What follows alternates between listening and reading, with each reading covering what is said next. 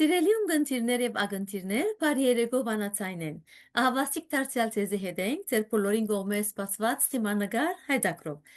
Ինչպես ամեն չորեքշաբթի, այսօր եւս թիմանագար հաղորդաշարով մենք կհանդիպենք ծանոթանալու եւ բացահայտելու այնպիսի հատկանշական անձնավորություններ, որոնց կյանքը մեզ կսորվեցնե հաղթահարել դժվարություններ եւ գերդել հաջողություն։ Թիմանագար հայդակրին դուք կրնակ հետևիլ վանացայնի գայքեչով voiceofone.net եւ փչիչային հեռացայնի Radio Voice of One Live զրակիրով եւ թիմադեդրի մեր էջով։ Հարգելիներ, այսօր մեր զրուցակիցը թիմացկունության խորհրդանիշմն է եւ շարունակվող զրույցը հայրենիքին հետ։ Արցախցի քրով Հերմինե Ավակյան, գինմը, որ գորուստեն յետք չլրեց, այլ սկսավ քրել ավելի հավատքով։ Անկրած է պատերազմի, բաժանումի եւ երազի մասին առանց լացի եւ հուսահատության։ Այսօր պիտի ծանոթանանք այն մարդուն, որ գործընծուց հողը, բայց չգործընծուց իր ցայնը։ Բարի եկած եք տիկին Հերմինե Ավակյան։ Բարև ձեզ, Ինչպես անցած եք։ շնորհակալ եմ, լավ եմ,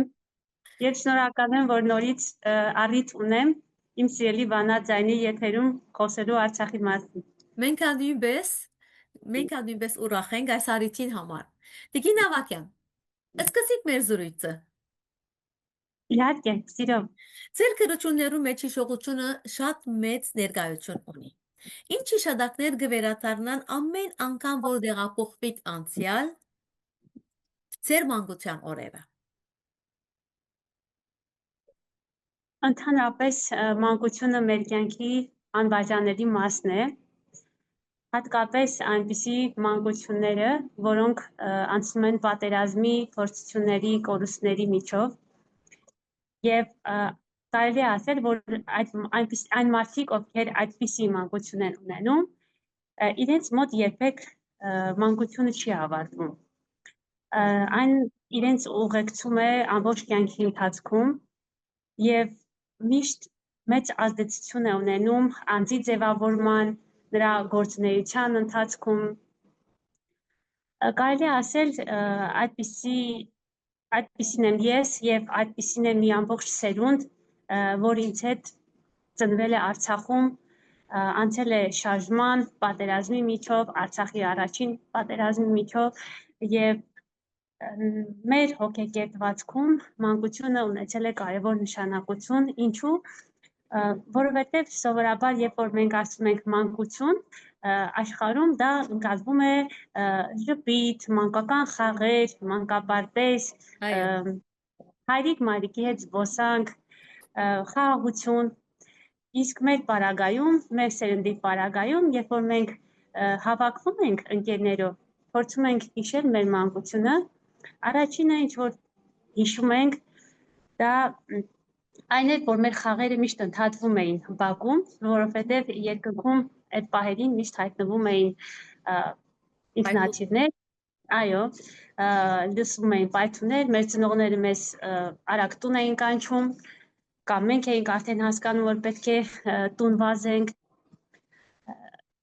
Առաջինը, երբ որ ասում ենք մանկություն, մենք հիշում ենք մեր ընդհատված խաղերը, հիշում ենք այն խաղալիքները, որոնք մենք չունեինք, հիշում ենք այն քաղցրավենիքները, այն պաղպաղակները, որ մենք չենք կերել, որովհետև դա խանութներում չկար, պատերազմը հավաքել էր եւ բոլոր խաղալիքները եւ բոլոր քաղցրավենիքները, հիշում ենք, որ երբ առաջին անգամ մեզ կոնֆետ կամ շոկոլադ հյուրասիրեցին, Սփյուռքից եկած մեր բարեկամները, մենք չգիտենք դա ինչ է, ու առաջին հենց հիշում եմ այդ պահը, երբ որ մենք բակում էինք ու մեզ Ամերիկայից եկած մի աղջիկ շոկոլադ հյուրասիրեց, մենք վախենում էինք վերցնեինք դա, որովհետև չգիտենք դա ինչ է, ինքը չէր հասկանում, թե ինչու այս երեխաները հրաժարվում են այս շոկոլադից, ու հետո երբ որ հասկացավ դա իր համար շատ ծանր էր, ու նմանատիպ շատ պատմություններ, բայց գիտեք, ես չեմ ուզում մեր սերնդի մանկությունը միայն ցավի ու կորուստների հետ կապել, որովհետև մենք այն սերունդն ենք, որ տեսել ենք նաև հաղթանակ, իրական մեծ հաղթանակ, ու մենք իհարկե այն սերունդն ենք, որ շատ սպասել ենք այդ հաղթանակին, շատ սպասել ենք մեր հայրերին, ովքեր գնացել են այդ հաղթանակի ետևից, ու մեր հայրերը, մեր եղբայրները շատերը հետ չեն եկել, գնացել են այդ հաղթանակի, այդ խաղաղության համար ու հետ չեն եկել։ Եվ այդ ամենով հանդերձ, այո, նրանցից շատերը հետ չեն եկել, բայց եկել է հաղթանակը, այդ պատվաբեր հաղթանակը, որ մեր սերունդը տեսել է, զգացել է այդ հաղթանակի համը։ Իհարկե մենք չէինք գիտակցում դա ինչ է, բայց մենք հասկանում ենք, որ մի շատ լավ բան ունենք մենք։ Հետագան, երբ որ մեծացանք, հասկացանք, որ այդ շատ լավ բանը այն է, ինչ որ մեր հայրերը մեզ թողել են։ Դա հայրենիքն է, դա հայրենի օջախն է, տունն է, ծննդավայրն է, բանակն է, պետականությունն է։ Այս բոլորը ձեր մանկության Այո, մասին իհարկե, ազգով ասպատներ են։ ես չեմ ուզում, որ մեր մանկությունը միայն խորհրդանշի կորուստներ, ավելի ես ուզում եմ մեր մանկությունը խորհրդանշի հաղթանակներ, որովհետև ես էլ իմ հայրիկին կորցրեցի Արցախի առաջին պատերազմի ժամանակ, բայց երբ որ ես նրան հիշում եմ, ես նրան չեմ հիշում որպես կորուստ, նրան հիշում եմ որպես հաղթանակ։ Եվ նույնն էլ Արցախի պարագայում է, երբ այսօր չկա Արցախը, ես Արցախը չեմ հիշում որպես կորուստ, Արցախը ինձ համար միշտ հաղթանակի խորհրդանիշ է։ Այո, հիմա դերևս ցեզի համար դժվար դելա հիշել այն տարիները, երբ ձեր հայրը իբրև հրամանատար կգրվեր Արցախի պատերազմներում։ Բայց դուք ամեն անգամ որ երազներով ճամփորդեք, ուր կդանին ցեզի այդ երազները։ Գիտեք, ես ընդամենը 2 տարեկան էի, երբ որ իմ հայրը նահատակվեց պատերազմում, նա եղել է մեր Ձորակի 7 գյուղերի հրամանատարը ու առաջին այն երիտասարդ հրամանատարն է եղել նաև այն առաջիններից է եղել, ով հայրենիքի պետականության, բանակի ստեղծումը, ազատության գաղափարը, խաղաղությունը չի կապել ինչ որ Մոսկվաների եւ այլ երկրների հետ։ 88 թվականին, երբ որ մարդիկ միացում էին կանչում, հավատում էին, որ Մոսկվան կլուծի այս խնդիրը, Արցախի խնդիրը առանց արյան, իմ հայրը դրան չէր հավատում եւ մեր տան նկուղում արդեն 88 թվականին նա ինքնաշեն զենքեր էր պատրաստում։ Իհարկե այդ ամենը ես չեմ հիշում, դա հիշում եմ իր ընկերների, մեր գյուղացիների, մայրիկի պատմածներից, եւ երբ որ նրան ասում էին ինչու է զենքեր պատրաստում, դրա անհրաժեշտությունը չի լինի, նա ասում էր օդից վառոդի հոտ եմ առնում։ Ու իրոք այդ կանխազգացումն էր, որ նրան առաջնորդեց եւ նա գյուղում կամավորական ջոկատ ստեղծեց, հետո արդեն կողքի գյուղերում կամավորական ջոկատներ ստեղծեց եւ հետո գիտեք, որ շարժումը վերածվեց պատերազմի, որովհետեւ հնարավոր չէր հարցը առանց պատերազմի լուծել։ Ես կուզեի նրան հիշել ու գիտեք, միշտ իմ մտապատկերներում փնտրել եմ նրա կերպարը, երբեմն զայրացել եմ, որ ինքս ինձ վրա, իմ հիշողությունների վրա, որ ինչու չեմ հիշում նրան, բայց հետո հասկացել եմ, որ իրականում նա միշտ ինձ հետ է, որովհետև չկան այս կյանքում, կարծում եմ, չկան վերջնական բաժանումներ, կան փոքրիկ հրաժեշտներ, չկան վերջնական բաժանումներ, ինչքան մենք հիշում ենք նրան, ինչքան նա պատմում ենք նրա մասին, խոսում ենք նրա մասին, այնքան ինքը ողջ է, այնքան ինքը ապրում է, այնքան ինքը ինձ հետ է եւ դրա համար է, որ ես իրեն երբեք կորստի հետ չեմ կապում, այլ միշտ ներկայություն է, հոգևոր ներկայություն է, այո, ինքը ֆիզիկական բացակայություն է, բայց հոգևոր ներկայություն է, ինչպես այսօր Արցախն է մեզ համար։ Այո։ Ու գիտեք, մի շատ կարևոր բան կա,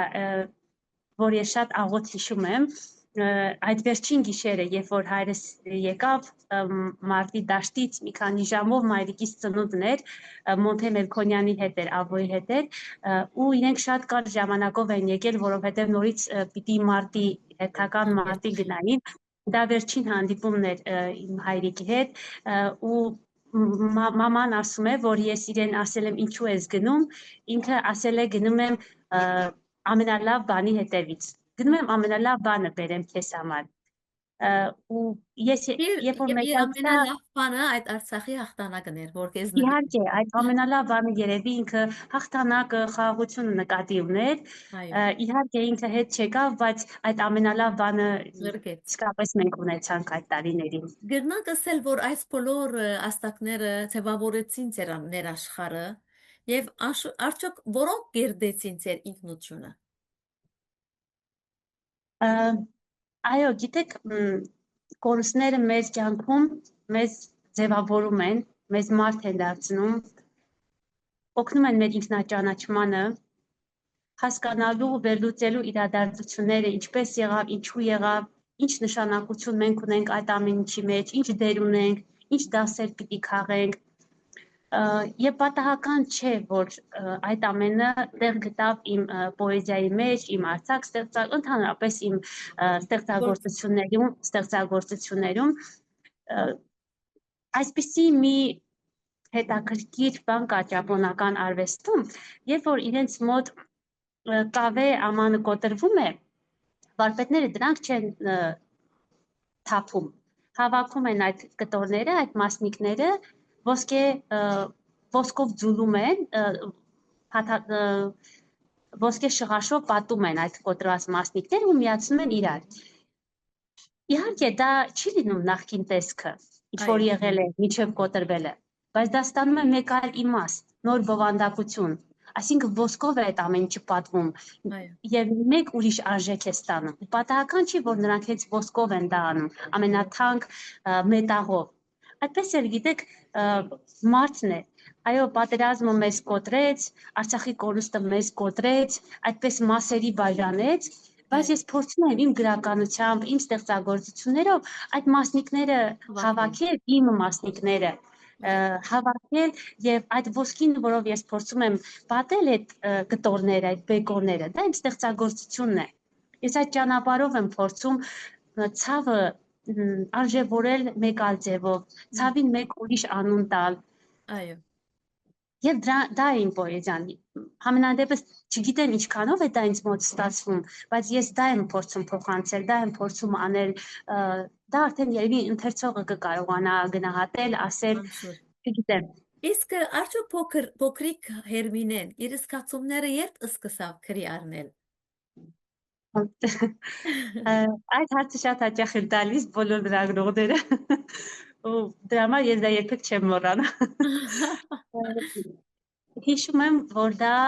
12 տարեկանում էր ու առաջին անգամ ինձ մոտ բացահայտում էր, երբ որ մեր գյուղ Աշան, Մարտունու շրջանի Աշան գյուղ, եկավ մի աղջիկ Ամերիկայից ու ասեց, որ ինքը Ամերիկայում ապրող հայ է։ Ինձ համար դա մեծ բացահայտում էր, որովհետև ես կարծում էի բոլոր հայերը ապրում են Արցախում, Հայաստանում։ Ես չգիտեի, որ օտար ափերում էլ են Այո, հայեր ապրում, եւ այդ պատմությունը ինձ համար շատ հետաքրքիր էր, այդ ինչպես է, որ օտար ափերում հայեր են ապրում։ Ես այդ ժամանակ 94-95 թվականներն են, ես այդ ժամանակ 5 տարեկան էի, 5-6 տարեկան էի, ու այդ պատմությունը, այդ հետաքրքրությունը, ինչու են ուրիշ երկրներում հայեր ապրում, ինձ անդադ ուղեկցում էր։ Եվ արդեն, երբ որ ես դպրոց գնացի, իմացա հայոց ցեղասպանության մասին, իմացա, որ դրա համար են հայերը աշխարհով մեկ սփռված, իմացա նաև թե ինչու է այդ աղջիկը ապրում Ամերիկայում եւ ինչու են իրեն այդքան հարազատ զգում Արցախը, Հայաստանը ու հիշում եմ 12 տարեկան էի, երբ որ այդ մտածողություններով, այդ բացահայտումներով առանձնացա եւ գրեցի իմ առաջին պատմվածքը, փոքրիկ պատմվածք էր, կոչվում էր Գիթարի վերջին լարը։ Ես այն գրեցի ու թաքցրեցի, որովհետև մտածում էի, որ շատ վատ եմ գրել եւ ամոթ է որևէ մեկին ցույց տամ, եւ դրանից սկսեց իմ ստեղծագործական մղումները։ Այդպես հետո պարբերաբար հասկացա, որ այսպես ասած, մուսաները ինձ շշնջում են գրել նոր գործեր։ Ես իհարկե չի հասկանում դա ինչ է, բայց զգում եմ այդ պահանջը գրելու։ այո, քրելու Առաջին բանջ։ գործերս Արցախ են եղել, փոքրիկ պատմվածքներ են եղել, ու երբ որ դա շարունակվեց այնքան ժամանակ, երբ որ իմ տատիկը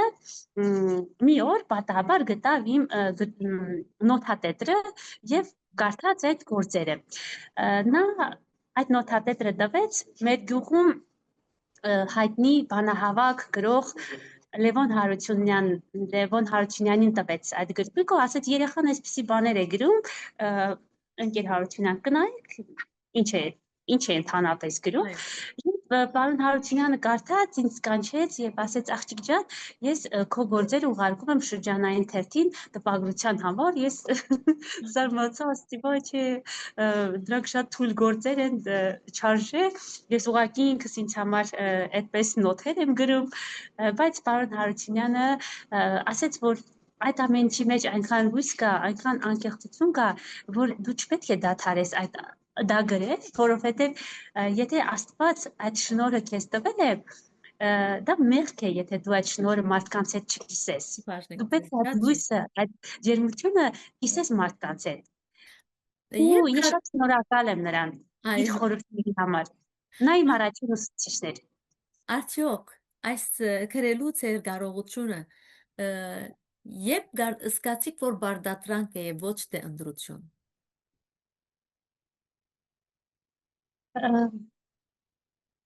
Գիտեք, արդեն ավելի հասուն տարիքում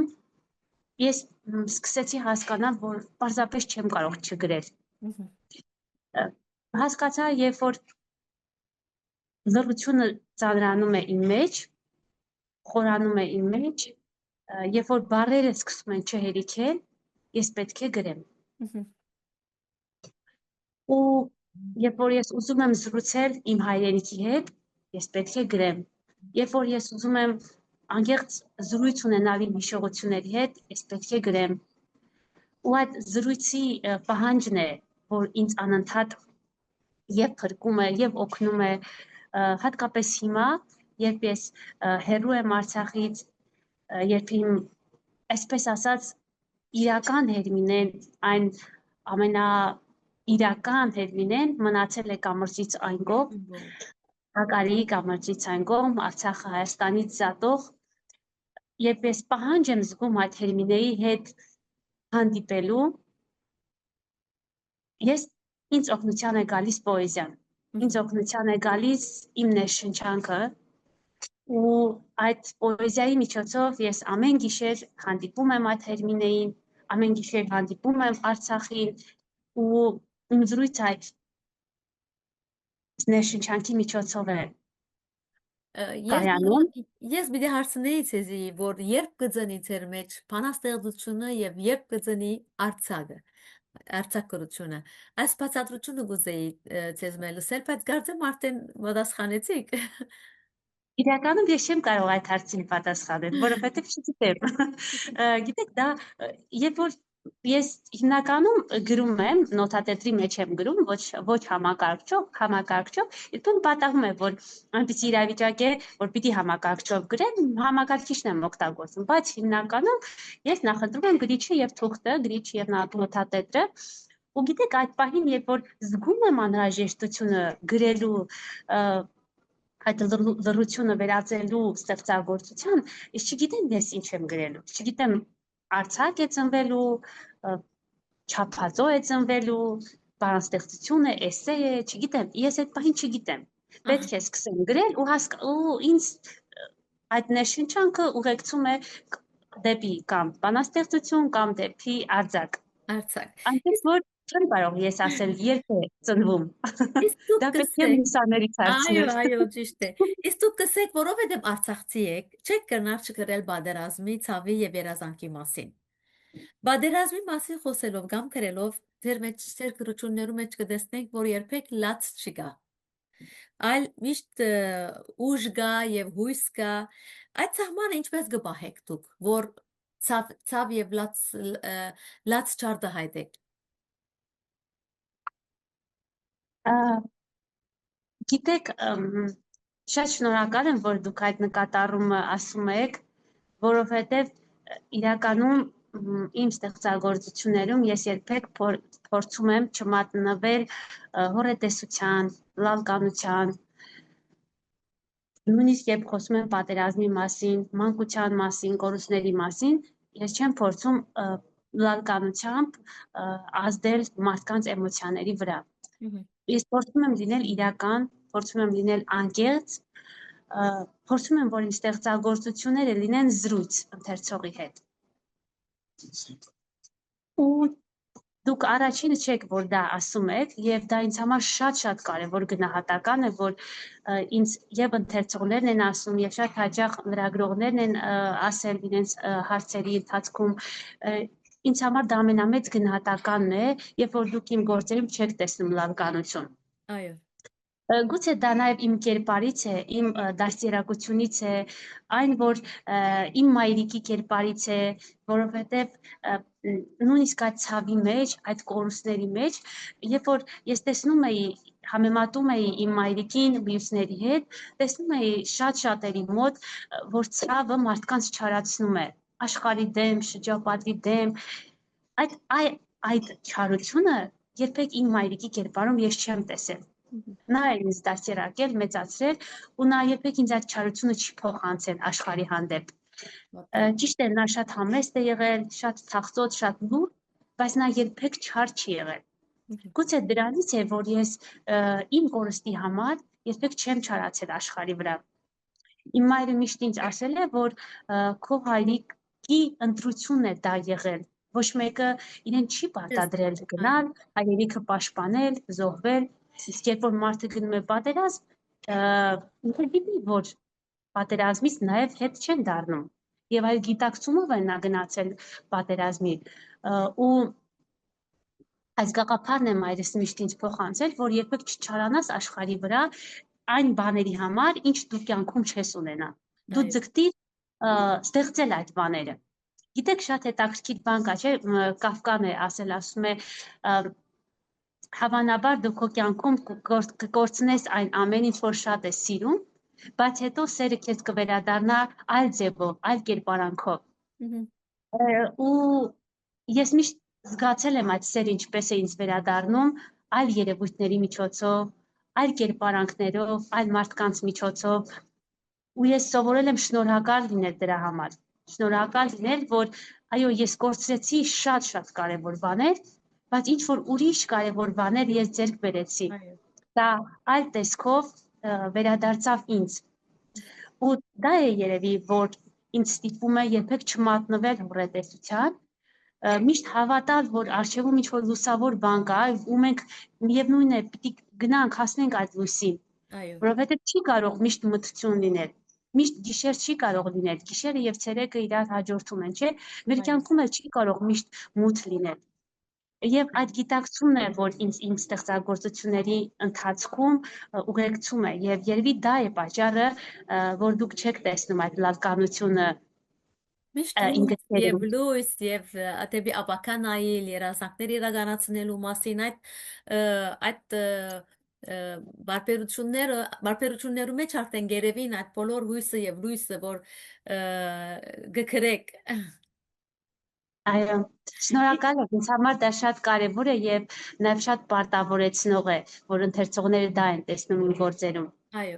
Իսկ դիգին Հերմինե, շրջապատման օրերուն գալով, դուք Արցախ չէիք այդ օրերուն։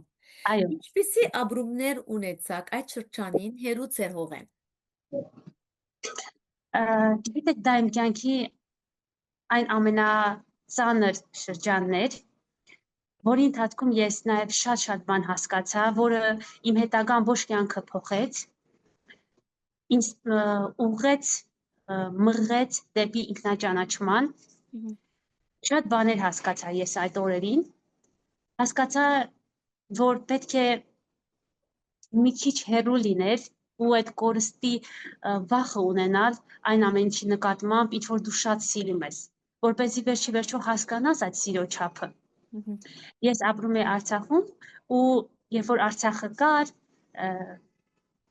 երբ որ ես իմ տանն էի, իմ ընկերների, իմ հիշողությունների հետ, ես չէի զգում ինչքան շատ եմ սիրում Արցախը։ Այո։ Իհարկե սիրում էի, բայց ես չէի զգում այդ սիրո չափը։ Երբ որ շրջափակման ժամանակ այնպես ստացվեց, որ ես Մայր Հայաստանում էի ու այդպես էլ այդ ամիսներին չկարողացա գնալ Արցախ, իսկ իմ հարազատները այնտեղ էին, իմ մայրը այնտեղ էր, իմ հիշողությունները, իմ մանկությունը, երիտասարդությունը, ամեն ինչ այնտեղ էր։ Իսկ ես այս կողմում էի։ Ես սկսեցի գիտակցել, ես ինչքան շատ եմ սիրում իմ հայրենի ծննդավայրը։ Ես հասկացա, որ ես այնտեղ եմ, այստեղ չեմ։ Ճիշտ է, Հայաստանը մեր մայրն է, Արցախը Հայաստան է, ինձ այդպես են մեծացրել ու դա է ամենագլխավոր իրականությունը, ամենագլխավոր ճշմարտությունը, որ մենք բոլորս պիտի դաստիարակենք մեր երեխաներին ու գիտակցենք ինքներս, բայց ես Հայաստանում չէի զգում այդ հողի էներգիան, այդ կապը, ծննդավայրի հետ կապը, հողի հետ զրույցը, որտեղ դու ծնվել ես, մեծացել ես, այդ կապը ինչ որտեղ խախտվել էր։ Ու ես շրջափակման ժամանակ հասկացա, որ ես ունեմ դրա կարիքը։ Ես հասկացա, որ Արցախը ինձ համար միայն ծննդավայր չի, դա արժանապատվություն է, դա հիշողություն է, դա հաղթանակի ու այն մեծ հաղթանակի հավատն է, որ մեր հայրերը, մեր եղբայրները մեզ թողել են, դա իմ երազանքներն են, իմ նպատակներն են, որ ես այնտեղ եմ կառուցել։ Այո։ Այսինքն միայն հողեղեն չի, շատ հոգևոր մի մեծ աշխարհ է Արցախը։ Եվ ես այդ ժամանակ, երբ որ մտածեցի, կարող է ես այդ ամեն ինչը կորցնեմ ու կարող է ես երբեք չկարողանամ հատել կամուրջը ու գնալ այդտեղ։ Այո։ Դա իմ կյանքում շատ մեծ նշանակություն ունեցավ։ Ու իմ անձի ինքնաճանաչման, իմ հետագա քայլերի, իմ ստեղծագործության վրա դա մեծ նշանակություն ունեցավ։ Առաջին բանը, որ այդ օրերին զգում էի, մեղավորության զգացումն էր, որովհետև դա նման էր մոր եւ զավակի հանդեպ պատասխանատվության զգացումին։ Ինձ թվում էր, որ ես պիտի այնտեղ լինեմ, իմ մայրը հենց Արցախն էր ինձ համար խորհրդանշում։ Իմ մոր կողքին լինելով ես Արցախի կողքին է ուզում լինել։ Չգիտեմ ես ինչ կանեի, եթե այնտեղ լինեի, կամ ինչ կփոխվեր, եթե ես այնտեղ լինեի։ Իհարկե ոչ մի բան չէր փոխվի, ես շատ փոքր մի մասնիկ եմ, որ կարողանայի իրականության մեջ ինչ որ մի բան փոխել, որովհետև ամեն ինչ այլ կերպով պետք է որ դասավորվեր, արդեն մենք հասկանում էինք, որ սրա վերջը, այսպես ասած, լավ չի լինելու, բայց ես ուզում էի լինել իմ տեղում։ Ես իմ տեղում չէի այդ օրերին։ Եվ դա էր մեղավորության զգացումը, որի մեջ արմատավորվում էր, ու ես սկսեցի նամակներ գրել։ Սկզբում իմ մայրիկին էի գրում, հետո հասկացա, որ այդ նամակները մայրիկին չեն, այդ նամակները իմ երկրինն են, իմ երկրին են ուղղված, դրանք զրույց են իմ երկրի հետ։ Եվ այդ նամակները դառնում էին բանաստեղծություն, դառնում էին պատմվածքներ։ Ես պարբերաբար սկսեցի դրանք հրապարակել իմ Facebook-ի էջով, սկզբում այդպես վախվորած, մտածելով, որ իմ ընկերները, իմ հարազատները, ովքեր որ Արցախում են, ինչ կմտածեն, կասեն Հերմինեն հիմա շրջափակման մեջ չի եւ իր համար հեշտ է գրել այս ամենի մասին։ Գրում էի, մի քանի գործ հրապարակեցի Facebook-ով ու տեսա, որ չէ, մարդկանց հետաքրքիր է կամրջի այս կողմ ինչ են մտածում, ինչ են զգում, ինչ են գրում։ Ու գիտեք, ինձ համար շատ ազդեցիկ էր, երբ որ իմ ուսուցչուհին ինձ գրեց, որ հացի հերթում, ես հացի հերթում էի կանգնած ու կարդացի քո բանաստեղծությունը։ Դա այնքան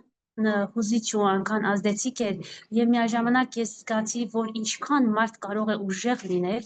եւ իր կերպարը նաեւ արցախցիների կերպարներ ներկայացնում, որ մարդ ինչքան կարող է ուժեղ լինել, որ կարիքի մեջ ինքը զգա գրականության կարիք։ Լույսի հոգևորի կարիք զգա։ Եվ փաստորեն իր նմաններ շատ-շատերն էին, որ ընթերցում էին ոչ միայն իմ ստեղծագործությունները, որ այդ օրերին ծնվում էին, այլ նաև մյուս նույնիսկ պարտադիր չի արցախցի լինեին, Հայաստանի գրողների գործերը, որ այդ օրերին իրենց Facebook-ով հրապարակում էին, մարդիկ ուզում էին մի բան անել, ինչ-որ մի ձև օգտակար լինել։ Իհարկե, ես չեմ խոսում անտարբեր մարդկանց մասին։ Ես խոսում եմ այն մարդկանց մասին, ում համար Արցախը արժեք է մինչև այսօր, ում համար Արցախը երբեք առանձին որ զատ տարածք չի, ում համար Արցախը միշտ եղել ու մնում է Հայաստան։ Եվ այդ մարդիկ իրենց ստեղծագործություններում ու պարտադիր չէ, որ իրենք գրողներ լինեին, իրենց հարցազրույցներում, իրենց հոդվածներում այդ օրերին խոսում էին դրա մասին։ Իսկ Արցախում ապրող շատ շատերը ունեին դրա կարիքը։ Եվ ինչ որտեղ իմ բանաստեղծություններն էլ, իմ պատմվածքներն էլ էին այդ բացը ինչ որ շատ փոքրիկ չափով լրացնում։ Այսինքն անկեղծ խոսքի կարիք կար այդ օրերին։ Այո։ Հատի, Իսկ ինչպես եւ միշտ։ այս ցավով դուք քիրքերու մեջ եւ խոսքով արտահայտած եք ձեր զգացումները։ Իսկ գա դակավին զգացումը, որ բահված է ձեր մեջ եւ այդ մասին չեք գրած երբեք։ Գիտեք, երբ որ ես գրում եմ որևէ ստեղծագործություն, ինձ թվում է ամեն անգամ, ինձ թվում է ես իմ բոլոր բառերը սպառեցի, ես ասեցի այն ամեն ինչ որ իմ ներսում կար, եւ ես արդեն ոչ մի բառ չունեմ։ Ես մտածում եմ, որ հաջորդ ստեղծագործությունը չի ծնվել, որովհետեւ ես ամեն ինչ ասեցի Արդեն արդեն։ ասած եք ամեն բան, այո։ Ոչ թե որ լավ ասեցի, լավ ու վատի հարց չի, որովհետեւ երբ որ ես գրում եմ, ես չգիտեմ իրականում անկեղծ ես չգիտեմ այդ բանը, ես լավ եմ գրել թե վատ եմ գրել։ Ու չի եղել այնպիսի պահ, երբ որ ես որևէ ստեղծագործություն գրեմ ու կարդամ, նույնիսկ այդ պահին օրեր հետո կարդամ եւ ասեմ, վայ, շատ հաջողված գործ եմ գրել։ Այդպիսի զգացողություն ես չեմ ունեցել։ Չեմ ուզում դա ընկալեք որպես ինքս ինձ շատ խարազանելու, թերագնահատելու, ոչ։ Ես փորձում եմ չափի մեջ պահել այդ զգացողությունը, բայց գիտեք, դա ինձ նաև օգնում է, որ իմ հաջորդ գործը ավելի փորձեմ մի քիչ կատարյալ լինել նախորդից։ Փորձեմ աճել, զարգանալ, շատ ընթերցել, ավելի լավը փորձել գրել, բայց երբ որ գրում եմ, ինչպես նշեցի, արդեն ավարտել եմ ստեղծագործությունը, ես շատ դատարկ եմ զգում եւ ինձ թվում է արդեն ես չունեմ Գրելիք չմնաց։ էներգիա, ունեմ բառեր հաջորդ ստեղծագործության համար ու ամեն անգամ ինձ ուղեկցում է զարմանքը, երբ որ ես նորից ունենում եմ այդ ցանկությունը գրելու, երբ որ ես նորից գրում եմ եւ այսպես հիմա այսօր առավոտյան մինչեւ ձեզ մոտ հարցազրույցի միանալը ես փոքրիկ բանաստեղծություն գրեցի։ Ու երբ որ գրեցի, նույնիսկ մտածեցի ինչ եմ խոսելու շողիկի հետ։ Արդեն ամեն ինչ որ մտածում էի, գրեցի այս բանաստեղծության մեջ։ Նույնիսկ այդ Պետք է որ ունենանք ասպանաստեղծությունը։ ես ձեզ կուղարկեմ։ Այո, այո, շատ լավ։ Իսկ ձեր քիրքերու խորակիրներն ալ զարմանալի հետաքրքրություն եւ այսպես հետաքրքրություն գարաչացնեն։ Այսպես այդ փոխանցություններու մասին լավ դեղեկանալու այդ մարմաճը գարտնա մեր մեջ է, որ արդեն բարձրապես վերնակիրը կգարտանք, խորակիրը կգարտանք։ Եվ այս քիրքերեն նկատեցինք վերջին ընթրիկը խորակիրով ձեր քիրքը։ Այդ քիրքերու մասին կարելի է խոսել։ Վերջին ընթրիկը պատմվածքը իմ հիշողության աչքերը գրքից է։ Դա պատմվածքների վերջին ժողովածուս է, որը հրատարակվել է Հայաստանում Նյումեկ հրատարակչության կողմից։ Իրականում, երբ որ ես նշեցի այդ շրջափակման ժամանակ իմ զգացողությունների մասին, գրում էի ոչ միայն պոեզիա, այդ օրերին, այլև արձակ։ Այո։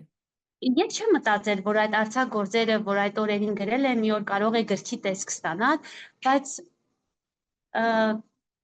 շրջափակումից հետո, երբ որ Արցախը դատարկվեց, հայաթափվեց, Նյումեգը հայտարարեց մրցույթ արցախցի գրողների համար, արձակագիրների համար։ Ես պատահական իմացա այդ մրցույթի մասին եւ որոշեցի անպայման մասնակցել, որովհետեւ մտածեցի բոլոր հարթակներում, որտեղ մեզ հնարավորություն է տրվում խոսել Արցախի մասին, մենք պետք է այդ հնարավորությունը օգտագործենք։ Այո, գրականություն, մշակույթ կապ չունի ինչ ասպարեզ է, եթե այդտեղ կա մի փոքրիկ հնարավորություն Արցախի մասին խոսելու, իսկ իմ դաշտը գրականությունն է, ստեղծագործությունն է, ես պետք է օգտագործեմ այդ դաշտը, այդ հնարավորությունը։ Ես չէի մտածում որ հաղթանակի մասին, մտածում էի ինքնաարտահայտվելու մասին այդ մրցույթի միջոցով։ Եվ եղավ այնպես, որ ես հաջողություն ունեցա, Նյումեգը հաղթող ճանաչեց իմ անտիպ գործերը եւ ծնվեց հիշողության աչքերը։ Ինչու հիշողության աչքերը անվանեցինք այդ գիրքը, որովհետեւ այդ օրերին, երբ որ ես կամրջից այս կողմ էի, Հայաստանում էի, անընդհատ հիշողություններ էին մոտս արթնանում իմ գյուղի, իմ մանկության, իմ ընկերների հետ կապված, ու այդ հիշողությունները դառնում էին պատմվածքներ։ Այդ հիշողությունները իմ աչքերն էին այդ օրերին։ Այդ պատճառով ես գիրք խորագրեցի «Հիշողության աչքերը»։ Այո։ Նույն այդ ժամանակ նաև ծնվեց իմ մյուս գիրքը պոեզիայի ժողովածուն, որ կոչվեց «Կապույտ տանիքներ»։ Հետագայում այն միջազգային մրցանակի արժանացավ, Հայաստանի գրողների միության կողմից մրցանակի արժանացավ։ Իհարկե այդ մրցանակները այնքան, այսպես ասած, այդ մրցանակները իմը չեն, այդ մրցանակները ես միշտ համարել եմ Արցախինը, որովհետև եթե չլիներ Արցախը, գուցե եւ չէր լինի նաև Այս մի Հելինե, ով բանաստեղծությունները կամ ստեղծագործում է։ պատմվածքները։ Այո, իհարկե, Այո, մենք ով ենք առանց Արցախի, մենք ով ենք ընդհանրապես։ շատ։ Որովհետև այնտեղ է մեր սկիզբը, այնտեղ է մեր արմատը, այդ սկիզբը, այդ արմատն է թելադրում, դու ինչպիսին պետք է լինես, ով պիտի լինես, եւ այդ ամենը իմը չէ, այդ ամենը Արցախինն է, ես միշտ այդպես եմ համարել։ Ու կապույտ տանիքներն էլ ինչու այդպես կոչեցի, երբ որ պիտի վերնագիր դնենք գրքին, ես հիշեցի, որ փոքր ժամանակ, երբ որ ամառային արձակուրդներ էին լինում, մայրիկս ինձ ուղարկում էր Երևան, այստեղ իմ մորաքույրն էր ապրում, ուսուցչուհի մորաքույրս, ու ինձ համար դա շատ մեծ իրադարձություն էր, երբ որ ես պետք է գնայի Երևան իմ մորաքույրս մոտ, ու ինքն ինձ պիտի տաներ թանգարաններով, ինձ Սասունցի Դավթիաձանը պիտի ցույց տար եւ այլը, դա ինձ համար շատ կարեւոր էր։ Բայց երբ որ մի քանի օր անցնում էր, ես իրենց տան պատուհանից Երևանից իրենց տան պատուհանից նայում էի անդադ դեպի հեռու, մորաքույրս ինձ ասում էր, ինչ ես այդքան պատուհանից նայում, ես ասում էի, իմ գյուղի տանիքներն եմ փնտրում, մեր գյուղը այստեղից երևում է, ինքը ասում էր, ինչպես կարող է ձեր գյուղը այսքան հեռվից երևալ, ես ասում էի, չէ, որ երկար նայեմ, ինձ թվում է մեր գյուղի տանիքները կտեսնեմ։ Եվ հիմա, երբ որ արդեն Արցախը ժամանակավորապես չկա, երբ որ այդ գիրքը պիտի ծնվեր, ես այդ նույն զգացողություն ունեցա։ Ես նայում էի Երևանից, այո, եւ ես փորձում էի այդ տանիքները նորից գտնել, ու ինձ համար այդ տանիքները ճիշտ է չէին երևում, բայց ինձ համար այդ կապույտի մեջ էին այդ տանիքները։ Ու դրա համար կապույտ տանիքներ։ Դրա մեջ եւս լավատեսություն, որովհետեւ ես ուրիշ գույն չդրեցի, կապույտը դրեցի։ Կապույտ այդ լույսի, այդ հավատի նաև արտացոլումն է, մարմնավորումն է։ Այդ օրերուն, ինչպես ասիկ, ծնան շատ մտածքներ։ Եվ այդ պատմվածքները դուք այդպես ներկայացուցած էիք, որ կարծեք դուք արդեն հոն եք եւ ձեր աչքերով տեսած էիք ինչ որ գբադահեր այդ շրջանին։ Մանավանդ այդ օրերուն, որ ստիպված պետք է հերանային իրենց տուներեն եւ ցկեն Արցախը եւ անցնին գամուրջին այս կողմը։ Այդ պատմվածքներու ընթացքին դուք թիդող էիք կամ մասնագիծ էիք։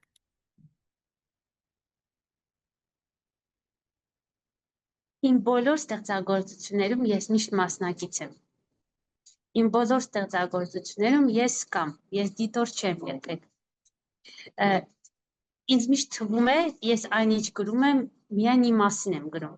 Եվ շատ զարմանալի է լինում, երբ որ ընթերցողներ ինձ գրում են, որ ձեր ստեղծագործությունը կարդացինք ու այն կարծես մեր մասին էր։ Ես միշտ մտքիս մեջ ասում եմ, բայց դա ես իմ մասին էի գրել։ Գիտեք, նույնիսկ օտարները, երբ որ պատմվածքները սկսեցին, պատմվածքները սկսեցին թարգմանվել անգլերեն, ֆրանսերեն, ես նաև օտարներից արձագանք ստացա զարմանալիորեն, իրենք ինձ ասում էին, դու խոսում էիր Արցախի մասին, խոսում էիր քո ծննդավայրի մասին, բայց մենք դա զգում էինք, մենք մասնակից էինք, մեզ թվում էր դա մերն է, մենք հարազատություն էինք զգում այդ հողի նկատմամբ, մենք դրանով ավելի կապվում էինք մեր հայրենիքին, ինձ համար դա շատ կարևոր է, որովհետև շատ պատկերավոր ներկայացված էր ձեր գրություններու մեջ։ Գիտեք, քանի որ այդ հարցը տվեցիք, ես այստեղ մի փոքրիկ անդրադարձ կանեմ, այս պահին ես մի նախագծի եմ մասնակցում, Արցախ Ֆրանսիա երկխոսություն է, գրական երկխոսություն է, այդ նախագիծը 1.5 տարի առաջ է սկսվել, ֆրանսիացի մի քանի գրողներ կապվեցին մեր Արցախի մշակույթի կրթության նախկին նախարարի հետ եւ ցանկություն ունեցան սկսելու Արցախ-Ֆրանսիա գրական նամակագրություն, որի ընթացքում ֆրանսիացի մի արվեստագետ եւ արցախցի մի գրող պետք է իրար նամակներ գրեին։ Եվ այդ նամակագրության ընթացքում պիտի արցախցի գրողը իր նամակներով պատմեր Արցախի մասին։ Իրական ես չգիտեմ թե ինչու, բայց մեր մշակույթի նախկին նախարար Տիկին Աղաբալյանը ինձ ընտրեց, ինձ զանգեց եւ ասեց, որ դու պետք է լինես այդ արցախցի գրողը։ Ու գիտեք, դա հետ շրջափակման ժամանակ էր։ Ես անգամ պատասխանատվություն զգացի, ասեցի, բայց ես այս պահին Արցախում չեմ։ Ասեց, բայց Արցախը քեզ հետ է եւ քո մեջ է, կապ չունի, որ այստեղ չես, մենք ուզում ենք, որ դու գրես, դու լինես այդ գրողը։ Դա ինձ համար մեծ պատասխանատվություն էր ու երբ որ ես գրեցի իմ առաջին նամակը, այդպես սկսեց մեր երկխոսությունը նամակների միջոցով։ Ֆրանսիացի այդ երաժիշտ էր, ինքը ինձ հարցնում էր իմ մանկության միջոցով պատմեմ Արցախի մասին, իմ երիտասարդության միջոցով, իմ պոեզիայի միջոցով պատմեմ եւ մի քանի ամիս շարունակ մենք այդպես նամակներ գրեցինք, ինքը ընդհանրապես ոչինչ չգիտեր Արցախի մասին, բայց վերջում մեր նամակագրության վերջում ասեց, որ այո, ես քո ձայնով ճանաչեցի Արցախը, ես չեմ եղել այդտեղ, բայց ինձ թվում է միշտ ճանաչել եմ Արցախը, ապրել եմ այնտեղ, եղել եմ այդտեղ ու այսպես ես ի ուրախություն նաև հայտնեմ, որ շուտով այդ գիրքը լույս կտեսնի հայերեն եւ ֆրանսերեն տարբերակով, այն կկոչվի նամակներ դրախտից, որտեղ արդեն ոչ ոք չկա։ Դա հրատարակվելու է Նյումեգ հրատարակության կողմից, լինելու է հայերեն եւ ֆրանսերեն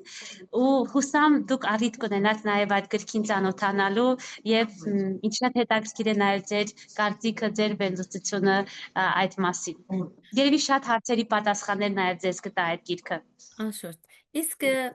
ինչ խորհուրդ ունի ձեր մեջ դունեն բաժնվելը կամ ինչ ձևով կնկարագրեք դունը իբր հող շենք ինչ է ինչ ձևով գուզեք ներկայացնել դունը Գիտեք, ես երբեք չեմ համարում, որ ես այդ տնից հեռացել եմ, որովհետև այդ տունը, որտեղ ես ծնվել եմ, մեծացել եմ, դա միայն այդ քարե պատերը չեն։ Դա այն Հերմինեն է, որ այնտեղ ձևավորվել է, ու այդ Հերմինեն չի կարող այդ տնից այդ տնից դուրս ապրել։ Այդ տունը միշտ իմ ներսում է։ Ճիշտ է, այդ տունը հիմա մնացել է կամրջից այն կողմ, բայց այդ տունը քարեղեն չի, այդ տունը հոգեղեն է։ Եվ դա իմ ներսում է միշտ։ Ու գիտեք, եղել է պահ, երբ որ Արցախի կորստից հետո ես ինձ զգացել, այսպիսի զգացողություն եմ ունեցել, որ կարծես ես մի ավերակ տան մեջ եմ հայտնվել։ Միայն պատեր են, տանիք չկա, ոչինչ չկա այդ տան մեջ, ու կարծես ես այդ զգացողություն ունեի, որ ես հայտնվել եմ ընդամենը 4 պատերի արանքում եւ ոչ մի բանի հույս չկա։ Ու ես մտածեցի, որ երկու տարբերակ կա երևի մարդու կյանքում։ Կամ այդպես մատնվել անորոշության, հոռետեսության, մտածել, որ դու կորցրել ես քո տունը, կորցրել ես քեզ եւ այլևս չկա ոչ մի ճանապարհ։ Բայց չէ որ այդ պատերը կան։ Չէ որ այդ 4 պատերը կան, որի վրա կարելի է հենվել եւ նորից կառուցել այդ տունը։ Իհարկե նա նախքին տեսքը չի ունենա։ Նա չի ունենա այն տեսքը, որտեղ դու մեծացել ես, որտեղ դու ստացել ես այդ ջերմությունը, բայց դու ունես հնարավորություն օգտագործելու այդ պատերը, որ մնացել են քո ներսում, եւ նորից տանիք դնելու, այնտեղ մի հատ փողի մեջ մի սերմ դնելու, ծաղիկ աճեցնելու, եւ երբ որ դու փողի մեջ դնես սերմ ու առաջին ծաղիկը աճի, դա քո առաջին հաղթանակը կլինի ցավի նկատմամբ, կորստի նկատմամբ, դուք սկսես մտածել արդեն ինչ-որ բաներ ավելացնել այդ տան մեջ։ Իհարկե դրանով դու երբեք չես փոխարինի մեկ բան մյուսով։ Դա հնարավոր չէ, որովհետեւ ինչպես դες ասացի, այդ տունը մեր ներսում է, այդ սկիզբը, այդ արմատը մեր ներսում է։ Մենք միշտ դրա վրա ենք կառուցելու մեր կյանքը, ինչ էլ լինի, մեր հիմքը չի փոխվելու։ Բայց պետք է կարողանանք այդ պատերը, որ մնացել են, որ մենք ողջ ենք, մենք գիտեք, մենք կյանք ենք բերել մեզ այդ Արցախից, մենք ոչինչ չենք կարողացել բերել, բայց իմ մայրիկը շատ շատերը մաման ասում է, ես ինչ եմ ինձ հետ բերել, ասում բերես հիշողություն, բերես կյանք, դու կարող ես չգայիր, կարող ես այդ կամրջով չանցնեիր, չգայիր, ինչպես շատ շատերը, բայց դու եկել ես, դու ողջ ես, դու ունես այդ 4 պատերը, պետք է կարողանաս ինչ-որ բան կառուցել դրա։ Այո, ինչ-որ մի բան կառուցել, որը չի լրացնելու, բայց մեկ ուրիշ իմաստ է արտահայտելու։ Իսկ այս ամբողջ պատմության մեջ գին ըլլալը ինչ հավելյալ փեր կամ ուժ տվավ քեզի։ Օй։ Գիտեք, երևի դա եւ օգնել է շատ, եւ չեմ ուզում ասեմ վնասել է, բայց շատ էմոցիաներ է արթնացրել, որովհետեւ որպես կին ես շատ կանխատեսման այդ զգացողությունը իմ մեջ շատ խորն է։ Դա եւ փոքր ժամանակ է եղել, եւ պատանեկության, եւ արդեն հասունության շրջանում այդ կանխազգացումը, այնց որ ասում են կանացի ինտուիցիան, կանացի այդ կանխազգացումը ինձ միշտ եւ օգնել է, եւ նաեւ ինչ որտեղ շատ խոր էմոցիաներ է տվել, եւ ուժ է տվել, եւ պահեր են եղել ես կոտրել է դա ինձ, երբ որ ես զգացել եմ, որ չէ, այս ամեն ինչը չի լինելու այնպես, ինչպես ես եմ ուզում, ինչ որտեղ դա ինձ կոտրել է, նույնիսկ պատերազմի հետ կապված ես այդ հիշում եմ մի քանի օր առաջ երազ տեսա 20 թվականի պատերազմի մասին է խոսքը ու արթնացա եւ ամուսնուս ասեցի, որ շատ վատ երազ եմ տեսել ու պատերազմ եմ տեսել իմ երազում, ինքը ինձ ասեց կանայք միշտ այդպես սիրում են կանխազգացումներ ունենալ, կանցնի, երազ է կանցնի, բայց ես իմ հոգուխորքում գիտեի, որ դա երազ չի ու չի անցնի, դա ինչ-որ բան է, որ պիտի լինի։ Եվ գիտեք, ես սկսեցի ինչ-որ, չգիտեմ, պատրաստվել այդ օրերին, սկսեցի ինչ-որ մեր թղթերը դնել առանձին, կարևոր իրեր առանձնացնել, չգիտեմ ինչու եմ դա անում, բայց ինքնաբերաբար, այո, այդ զգացողությունը ինձ որպես մայր, որպես կին, իմ երեխաներին ինչպես եմ պատրաստելու, ինձ ոչ մի ձև պատերազմից նույնիսկ մեկ օր առաջ չկար դրա, օդի մեջ չկար այդ վտանգը, այնքան խաղաղ էր, նույնիսկ պատերազմից 1 ժամ առաջ երկինքը այնքան խաղաղ էր, բայց ես չգիտեմ, թե որպես կին, որպես մայր, ես ինչ ունեցա այդ ինտուիցիան, այդ կանխազգացումը ու սկսեցի ինչ-որ ձև անհանգիստ պատրաստվել ինչ-որ վատ բանի։ Եվ գիտեք, նաև դրա դրական կողմերը կա այդ ինտուիցիայի, որ ես միշտ ունեմ լավի զգացողություն։ Այո, զգում եմ, որ վատ իրադարձություն պետք է լինի, շատ հաճախ եմ դա զգում, բայց ես միշտ ունեմ լավի կանխազգացում։ Եվ հիմա էլ ես ձեզ հետ զրուցում եմ, մենք խոսում ենք պատերազմից, բայց այդ լավի կանխազգացումը, որպես կին, որպես մայր, որպես ստեղծագործող կին, ինձ երբեք չի լքում։ Ես չգիտեմ երբ է դա լինելու այդ լավը, այդ գեղեցիկը, բայց ես գիտեմ, ես հավատում եմ, որ դա լինելու է։ Ինչ լավ։ Մեզի հույսներ շնչեցիր Տիկին Հերմինե։ Երկար տարիներ դուք ղեկավարեցիք համազգայնի Արցախի գրասենյակը։ Ինչպես է աշխատանք կդաներ այս գրասենյակը Արցախի մեջ, իսկ հիմա ինչպես կգործե։ Համազգայինը ընդհանրապես իմ կյանքում շատ մեծ ձեռքբերում է։ Շատ կարևոր դեր է խաղացել համազգայինի մեջ, համազգայինի հետ աշխատելը, երբ որ Արցախում էինք ու երբ որ ստեղծվեց համազգայինի գրասենյակը, մեր առաքելությունն էր ոչ միայն կամուրջ, մշակութային կամուրջ լինել Արցախի եւ Սփյուռքի միջեւ, այլև փորձել ինչ-որ կերպ Արցախում նպաստել մշակութային կյանքի աշխուժացմանը։ Խոսքը Ստեփանակերտի մասին չէ, այնտեղ միշտ էլ ինչ-որ աշխուժություն եղել է, եւ այնտեղ միշտ էլ մշակութային կյանքը եռուն է եղել։ Խոսքը սահմանամերձ գյուղերի մասին է, այն գյուղերի, որոնք կտրված էին մայրաքաղաքից հիմնականում, եւ մեր նպատակն էր ինչ որ կերպով, մեր ներուժի չափով փորձել աշխույժ պահել կապը այդ գյուղերի հետ, այդտեղի երիտասարդության հետ, եւ շատ հաճախ կազմակերպել են գրական, մշակութային, կրթական ձեռնարկներ, ընդգրկելով գյուղերի երիտասարդներին, այցելելով սահմանամերձ գյուղեր, իրականացնելով այնտեղ տարբեր ծրագրեր, թատերական ներկայացումներից սկսած մինչև ցուցահանդեսներ, մինչև գրական մրցույթներ, նաև ես ուզում եմ շատ կարևորել կապը Սփյուռքի հետ, Արցախի նշանակությունը համազգայինի համար, հայրենիքի նշանակությունը համազգայինի համար, որ միշտ դա եղել է առանցք, դա եղել է կիզակետ, նույնիսկ այն ժամանակ, երբ որ Արցախում չի եղել համազգայինի գրասենյակ,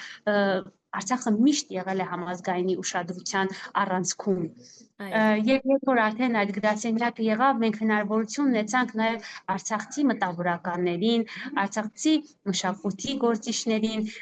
համազգայինի ճանապարհով ցուցահանդեսներ, շնորհանդեսներ, ինչ որ նաև առցանց հանդիպումներ կազմակերպել, համազգայինի Արցախի գրասենյակը այդ կամուրջը դարձավ։ Եվ ես նաև ուզում եմ հատուկ շեշտել Լուսի Թութունջյան պատկերասրահում մեր ունեցած ցուցահանդեսը արցախցի 14 հեղինակ նկարիչների, դա շատ կարևոր իրադարձություններ, իհարկե մինչև այդ էլ տարբեր ուրիշ գրասենյակների միջոցով եղել են նման ձեռնարկներ, բայց քանի որ համազգայինի մասին ենք խոսում, համազգայինի շրջանակներում դա կարևոր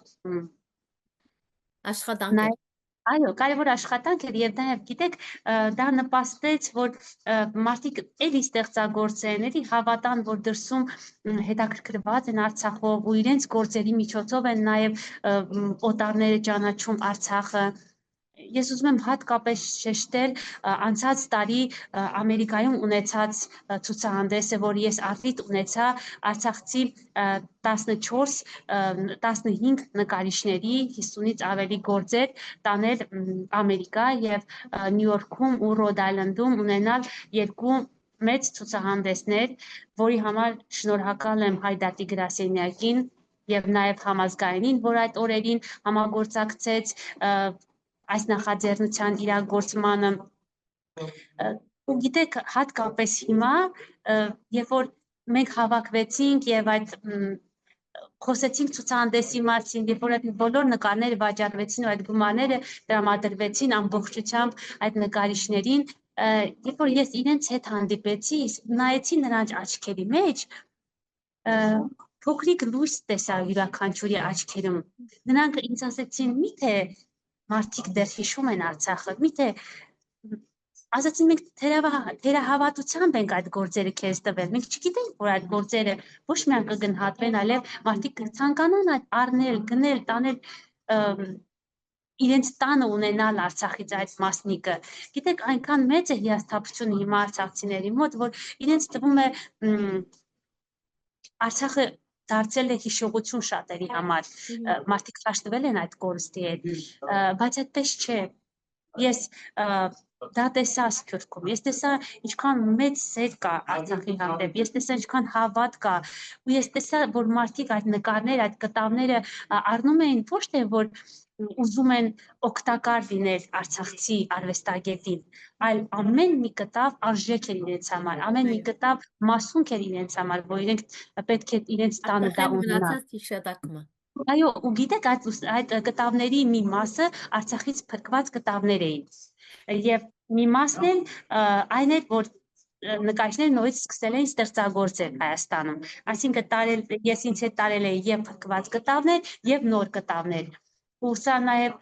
խորհրդանշում էր, որ նկարիչները շարունակում են Արցախը իրենց ստեղծագործությունների միջոցով ներկայացնել աշխարհին, չեն վհատվում այս ամենից հետո եւ շարունակում են ստեղծագործել։ Այսինքն եւ հիշողությունն էի անտեղ ներկայացնում եւ ապրելու հավատը, ապրելու ուժը մեր ստեղծագետների։ Եվ այս ամենը հնարավոր չէր լինի, եթե չլիներ համազգայինը, եթե չլիներ Հայդատի գրասենյակը, մեր հարազատ հայ հեղափոխական դաշնակցությունը, որ եւ մշակույթի ասպարեզում, եւ կրթության, եւ դիվանագիտության այսօր ամեն կերպ ամեն օր պայքարում է, որ Արցախը մոռացության չմատնվի։ Իսկ այսօր ինչպես կգործե համազգայնի գրասենյակը, Արցախի համազգայնի գրասենյակը։ Այո, այսօր համազգայնի Արցախի գրասենյակը իր գործունեությունը շարունակում է Մայր Հայաստանում, Հայաստանի գրասենյակի հետ համատեղ, ու փորձում ենք շարունակել այն ծրագրերը, որ Արցախում էինք անում, իհարկե ոչ ամբողջությամբ, բայց ինչքանով որ հնարավոր է։ Մենք հիմա աշխատում ենք արցախցի երիտասարդների ու պատանիների հետ, տարբեր Հայաստանի տարբեր վայրերում իրականացվում է համազգայինը Արցախի մանուկների կողքին նախաձեռնությունը, որ 2020 թվականից հետո է սկսել, արվեստի խմբակներ ենք կազմակերպում արցախցի երեխաների համար, 7-ից 14 տարեկանների համար, գործում է տեխնիկագործության, բարբառի պահպանման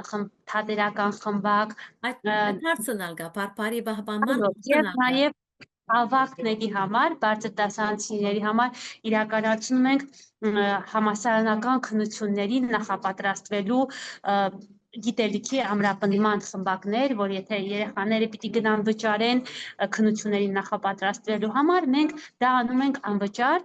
եւ օգնում ենք աշակերտներին արցախցի եւ նաեւ այդ ուսուցիչները բոլորը, ովքեր թե արվեստ, թե կրթություն, բոլորն են արցախցի են։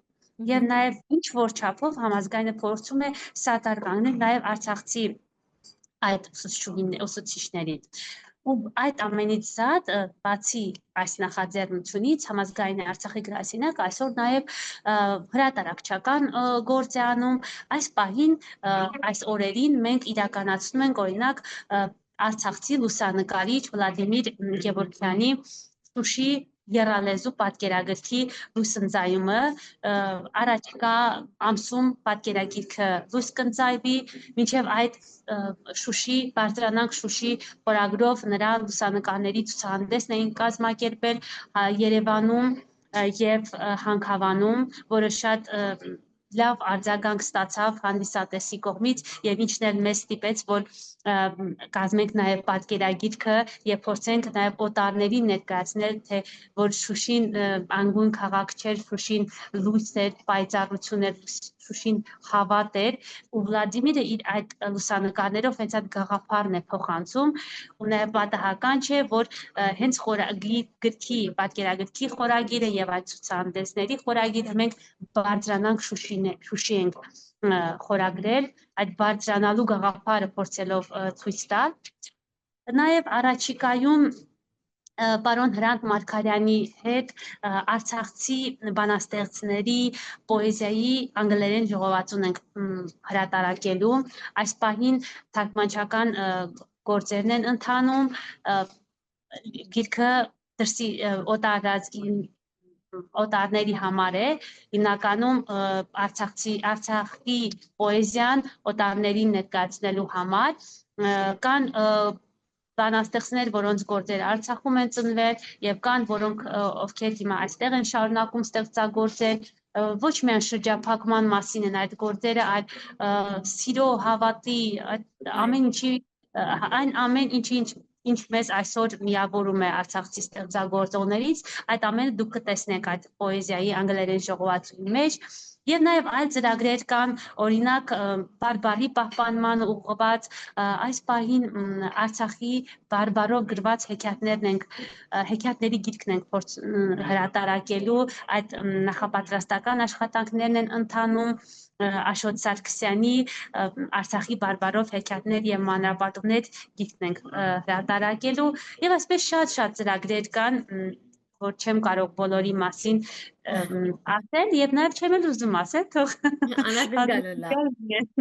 Այո։ Դիգին Հերմինե, այսօր Արցախը գաբրի առանց իր զավակներուն։ Ինչ կգործեք, որ գսե Արցախը իր զավակներուն։